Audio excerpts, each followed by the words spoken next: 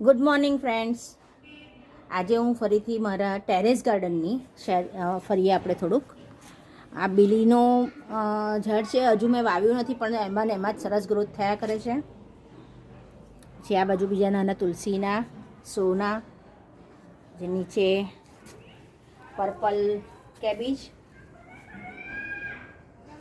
પછી કોબી, ફ્લાવર કોબી અને બંધ કોબી. આ બધા સિપલિંગ કર્યા છે હજુ, એટલે થાય છે હજુ. ચેરી ટામેટાના છે અને ટોમેટો છે.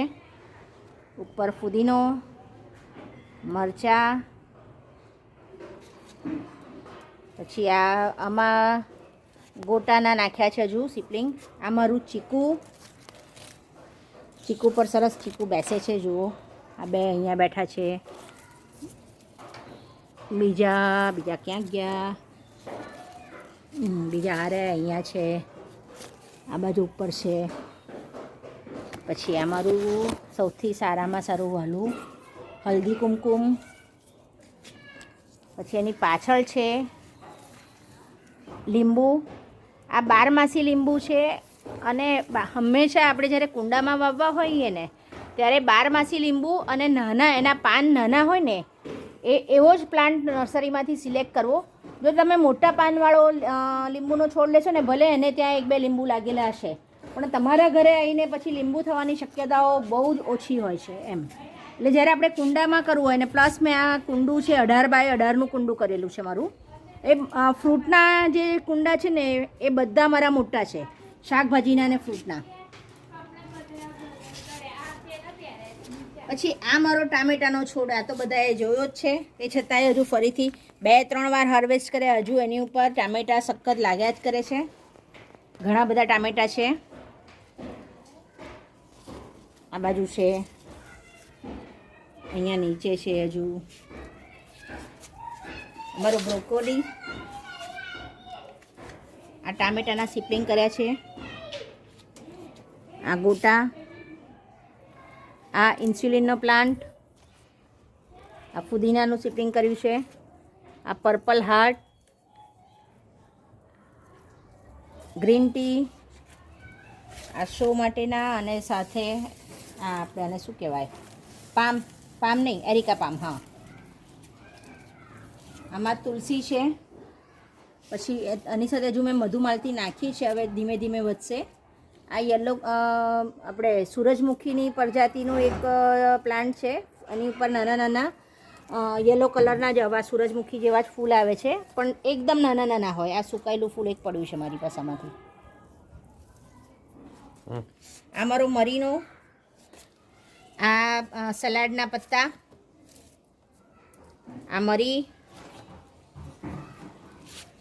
આ બધું જામફળનો ખબર નહીં ગ્રોથ કેમ એટલો સારો થતો નથી. આ બાજુ પાપડી, મેં કડવો લીમડો પણ નાખેલો છે. પાપડી જુઓ, ઘણી બધી પાપડી, એક જ નાનો જ નાખેલો પણ ખાસી પાપડી ઉતરે છે એમાં. દરેક એના પર પાપડી છે. એની ઉપર મારું જાસૂદ પિંક કલરનું. પછી આ બાજુ છે અપરાજિતા, પર્પલ અપરાજિતા છે. એના હવે પાન ઉપરનું, જો તમે ફૂલ ઉપરને ઉપર સુકાવા દેશો તો એના બીજ બનશે અને એ આપણને ફરીથી રોપવામાં કામ લાગશે.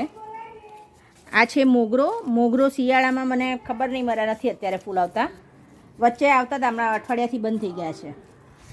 આ છે દેશી પપૈયાના મેં 2 છોડ નાખ્યા છે. આ છે મિક્સ હબ. આમાં તમને તજ, લવિંગ, બધા મસાલાની આમાં સરસ સ્મેલ આવે છે. અહીંયા મેં સાથે દૂધીના સિપલિંગ પણ કર્યા છે. આ બાજુ સ્પાઈડર પ્લાન્ટ છે નાના. આ અપરાજિતાનો સીડમાંથી ઉગાડેલો છે. આ બધા સ્પાઈડર પ્લાન્ટ છે. આ પણ એક શોનું પ્લાન્ટ છે.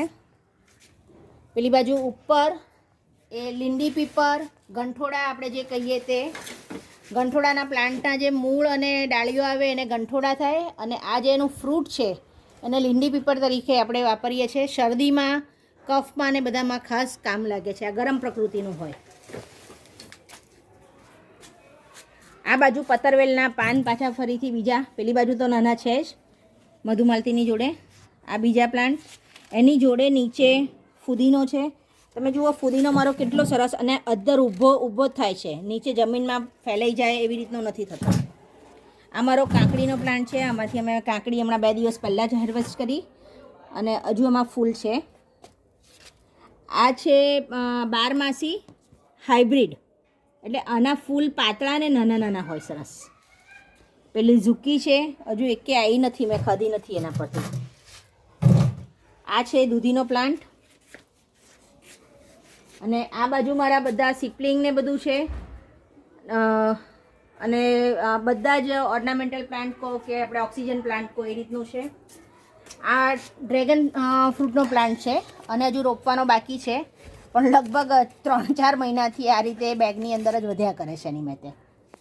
પેલો છેલ્લા છે તે ડોલર પ્લાન્ટ છે, કોઈન પ્લાન્ટ જે કહીએ તે. Thank you friends. તો